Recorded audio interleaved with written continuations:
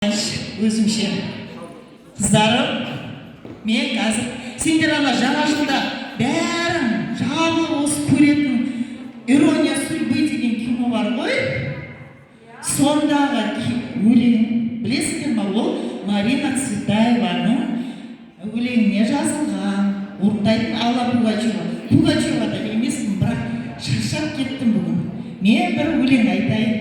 Құдай ботақандарым, істеп отқандарын қарасай, жақсы болды. Анашым, сіз өлең айта аласыз ба не? Ой, мен не істемеймін.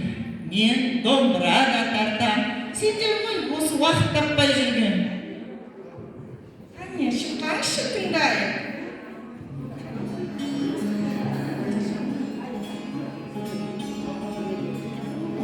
Мне нравится, что вы больны.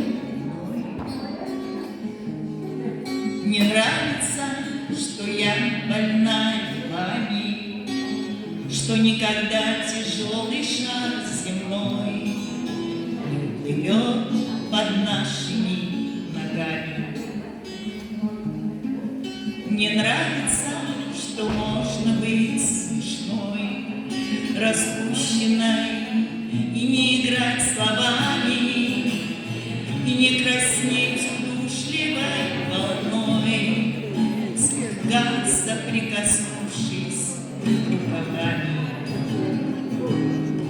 Спасибо вам и сердцем, и душой за то, что вы меня, не зная сами, так любите, за мой ночной покой, за радость встреч с закатными лучами, за наши негуляние под луной, за солнце не у нас, нет над головами, за то, что вы больны.